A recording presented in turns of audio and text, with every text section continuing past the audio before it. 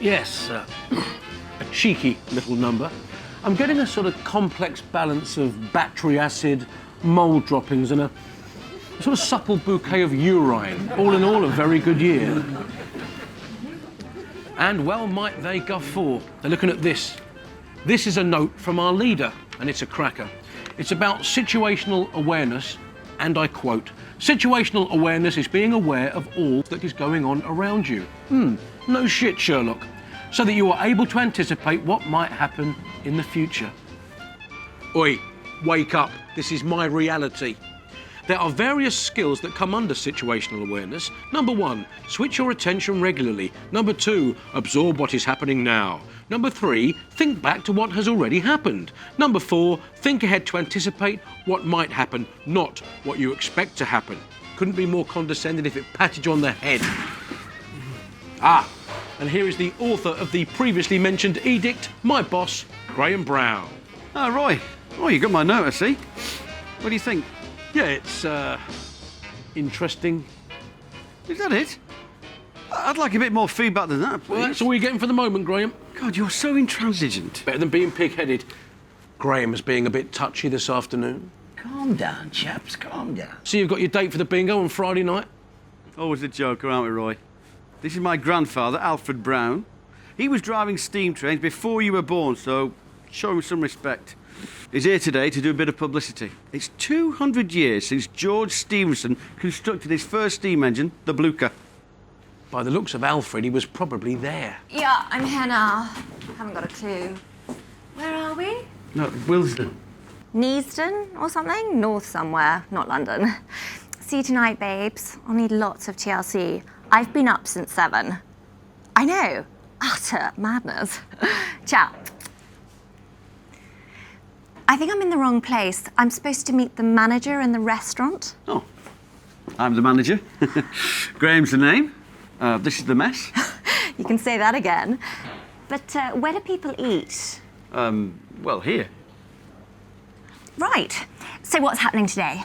Well, it's the bicentenary of George Stephenson constructing the Blucher. Stevenson with a V? No, PH. You must know Stephenson. Built the rocket. OMG. He built a rocket as well. Is he here? Who? This Stevenson chap. Oh, no, he's dead. That's not good PR. Don't tell the press. We'll just say he's busy and couldn't make it. Who else is here? Alfred? And Albert was on the Blucher, yeah? Alfred? No. Would you like a drink? Oh, yeah, green tea. Roy, keep an eye on Alfred for me, will you? He's in your care now, all right? Yeah, but Just keep him safe. Listen to his stories and try not to yawn while he's telling them. Capiche? where are you going? Find a green tea for Rowena. Good luck. Rowena, you'll need to wear this. What is that? We all have to wear them. Health and safety, I'm afraid. Have you got one in cerise? Cerise? No. Cerise.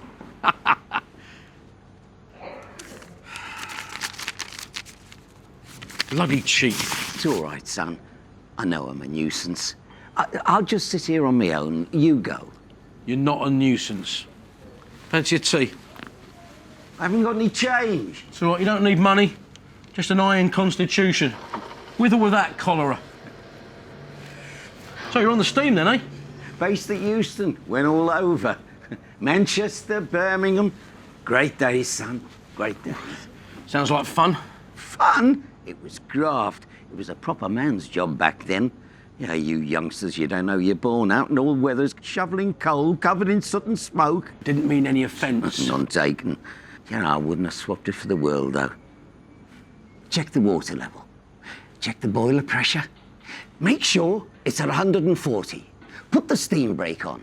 Into forward gear. The guard gives me the green flag. Release the steam brake, open the regulator, blow the whistle, and we're off.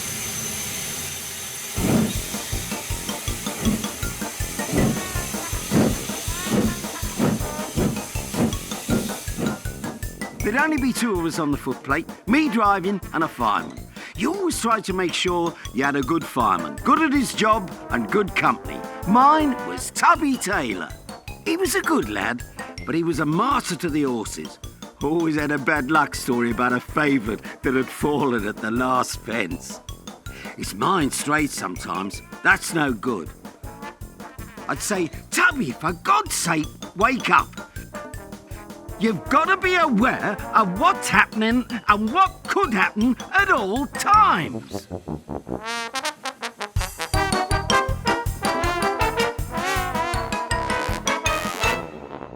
Situational awareness. Has anyone seen an old man? He was here just a minute ago. I don't believe this. He's done a David Blaine on me. 5 minutes I had him, 5 minutes. Graham go mental.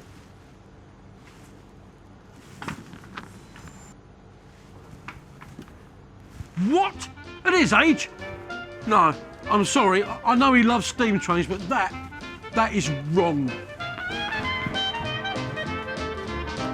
Alfred! What are you doing?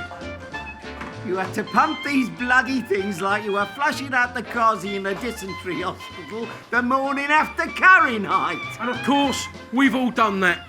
Look, Graham trusted me to look after you. You can't just go walkabouts without telling me. You'll do yourself a mischief. It's dangerous around here. Dangerous? Don't make me laugh. You don't know you're born. Trains these days practically drive themselves. It's like a glorified fairground ride. That's a slight exaggeration, Alfred. I'm a highly trained professional traction operating executive. You're a driver. You start. You speed up. You slow down and stop. Well, there's a bit more to it than that. I mean, look at these. It was full on with one of these things. Always something going on. Dials to check, levers to pull, valves to open. No time to daydream about your girlfriend or your lottery numbers then. Always busy. Always paying attention to what's going on. Well, of course I pay attention. Ah, but do you switch your attention? Switch your attention regularly. What's that? It's a note from your grandson. He does love a note. When he's got enough, he's going to publish 50 Shades of Graham. Hey? 50 Shades? No.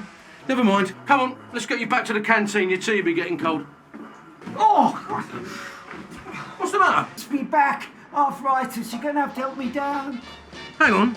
If it's that bad, how did you get up here in the first place? It comes and goes. I bet it does. Come on then.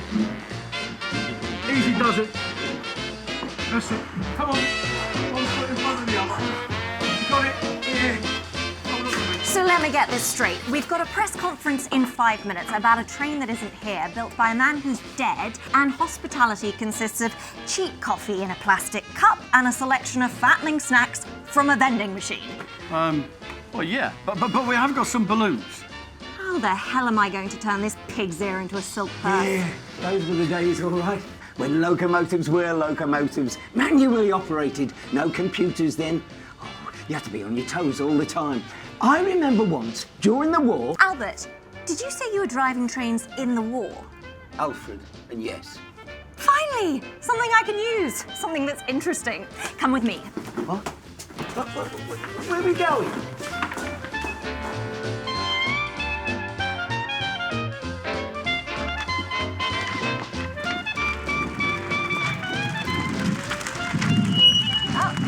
Ladies and gentlemen of the press, welcome to Neasden for this thrilling occasion.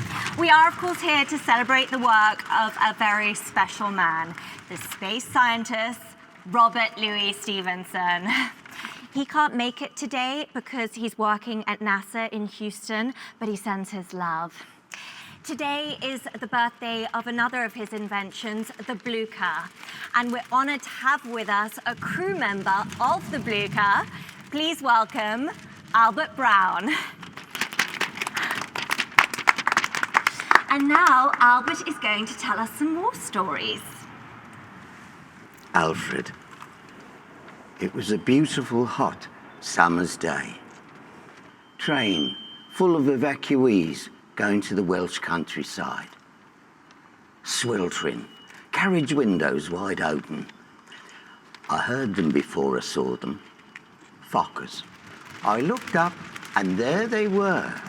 2 Fockers flying directly above us. That's right. The German Air Force had fighter planes called Fokkers, didn't they, Albert? Alfred, they might well have done, love, but these were Messerschmitts. They were very skillful pilots. One of their games was to try and lob bombs down the train's funnel. Well, I thought you ain't doing that to me, old Fritz. So, I gives the order to Tubby, get shoveling.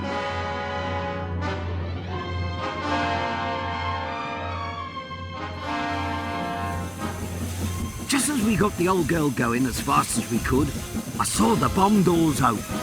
And then, just as the consignment from hell was being released, look out, Tubby! Hold on to something. I slammed the brakes on. Tubby went flying, bless him. The wheels screeched like 1,000 wailing banshees. The passengers were screaming. I knew it was going to be a close thing. And all the time, the whistling of the bombs. Falling, falling, falling, falling. And? Albert, what happened?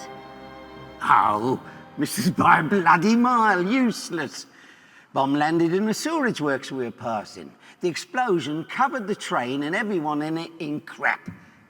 Kids loved it. Cleaners never forgave me. I can still smell it now. I think you've been had, love.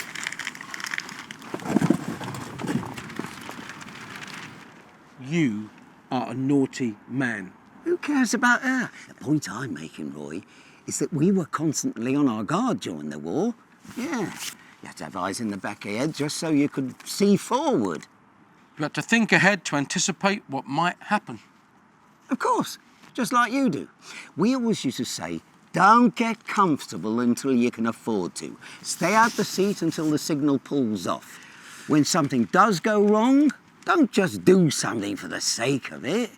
If you've got time, roll your fag, think about your priorities before acting. Play options out in your head first.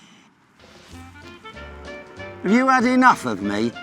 No, there's something I want to show you. I think you might like it. It can't be. Is that? It is. Yeah, it's Zebedee. Zebedee, 86259. The last loco I ever worked on.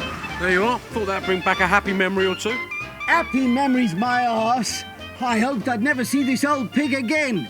The future of rail, they called it. I took it out on its first journey. Nightmare. They changed the design. Swapped the old bogie frame for an axle-hung traction. Damn, it's miles of track. Miles. In fact, it's all in here. I wrote it all down. Every fault, every kink. I let them have it both barrels when I got back. I said, if that's the future, you can stuff it. The stuff in this notepad led them to bringing in the FlexiCoil springs in 1969. Hence the name Zebedee. You've got it. Wow. This is thorough. It's all about details, Roy. Nothing's ever too small if it's a potential risk. Good drivers are always prepared, aware of what could lead to an issue and doing something about it. Look, if it's too much to remember, write it down. Absorb what's happening now. Let me see that. Attention to detail. Identify the anomaly in a complex situation and physically respond to that fault or problem when you're caught in a highly convoluted temporal paradox of mind-mangling complexity. Prioritise. Bet you didn't have to put up with this nonsense years ago. Of course we did. It was just in plainer English and not so much of it. Psycho babble. Your Graham's full of it. It sometimes feels like he's treating me like an idiot. Yeah, and how do you treat him? Have you given him a chance? But I just can't seem to get through to him. You know, he's so superior. You wouldn't think we used to be mates. That was until he was elevated to the lofty position of driver-manager. Well, you've got to try and communicate with each other. I do try, but I just don't think he understands the strain I'm under. You sound like an old married couple. You and Graham should try going to Relate. Married? To Graham?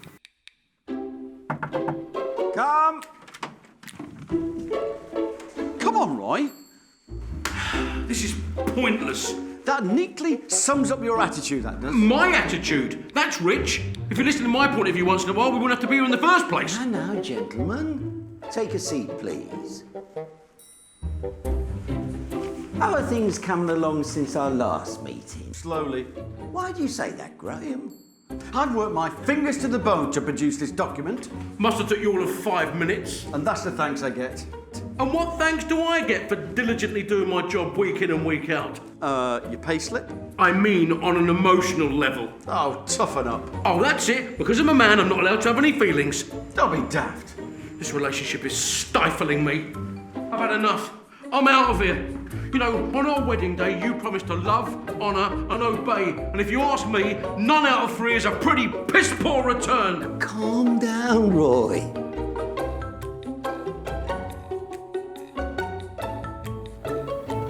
Roy? Roy? What? You were away with the fairies. Yeah, sorry. I didn't sleep much last night. Something on your mind? Well, let's just say, you know, me and the wife, things have been better. Oh, I've been there myself. Marriage is a long and winding road. Women can be funny sometimes. I remember once my wife standing in front of a full-length mirror trying on a new dress. Suddenly, she burst into tears. "Look at me," she said. "I'm getting fat, I'm getting old, I'm going grey." Well, pay me a compliment then. Well, what did you say? I said, "There's nothing wrong with your eyesight, love." You've done me again. Seriously, people at home have to be aware of the pressures you're under at work. Make a mistake driving trains, you could lose your livelihood. Or worse, people could get hurt. Yeah. People don't realise the strain sometimes. I remember once Tubby Taylor coming into work and he didn't look himself. He looked distracted, distant. This was more than just the horses. I asked him if he was okay to go out. He assured me he was okay. It was just another run-of-the-mill trip to Northampton and back. I was thinking about fish and chips. Tubby was flicking through the Sporting Life. Suddenly, he drops the paper.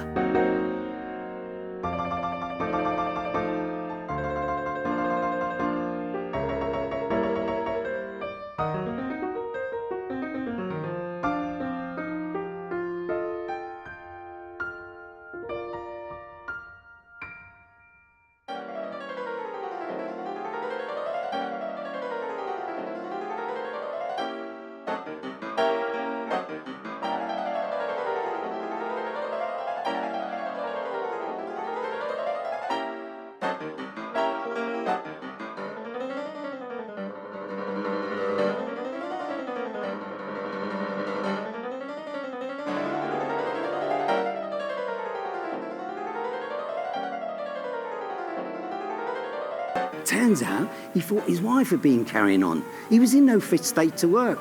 I should have involved an inspector before the journey. You know, when I had my doubts about him. Never made that mistake again. Ah, you're right. It's about looking out for each other. Right. Come on, Tom, I passed you back to the clutches of your grandson. You mean you're better off? Come on, Roy, give him a chance. Fair enough, but he doesn't make it easy. It isn't easy, is it, being a boss? Yeah, but some of them just seem a bit difficult to talk to. Difficult? You should have seen some of the bosses I had back in the 50s. No Graham then, no first name terms allowed. It was yes sir, no sir. Times were hard. If you didn't like it, there were lots of others to take your place. Mr. Connors, he was a bugger. If any of us young lads stepped out of line, he'd give you a clout. No claiming harassment in the workplace then. He didn't have to earn your respect. He just used his authority to demand it. No, you're right. We've got a lot to be grateful for these days. I suppose it's harder for bosses now than it was back then. World moves so fast. Lots of different bosses all wanting different things. And Graham's note? A necessary reminder. You've shown me that. Don't forget, Roy, Graham's got a boss too. Talk to him. He'd love to know what you think about things in the note. Give you a chance to let off some steam. Yeah, I suppose so. Do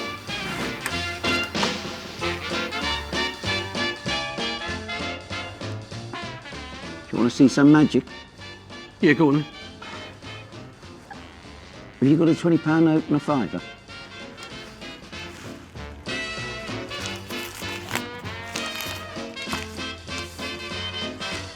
What's this?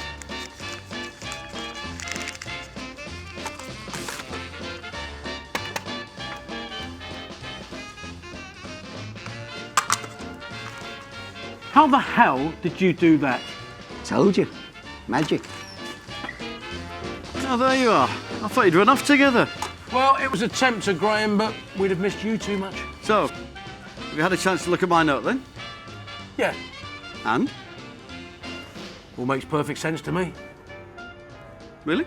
All very pertinent. Yeah, perhaps we can have a chat about a couple of the points tomorrow. Right. Well, good. Time we're off then, Alfred. I hope it didn't, No, on the contrary. It's been an eye-opener. Right then. Shall we? Take care, son. I've enjoyed your company very much.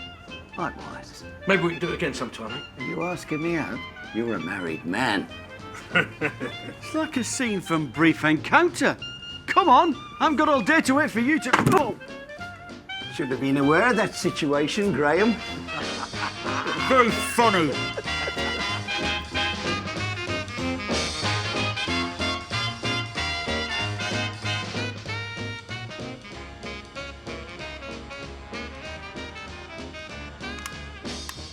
Hang on.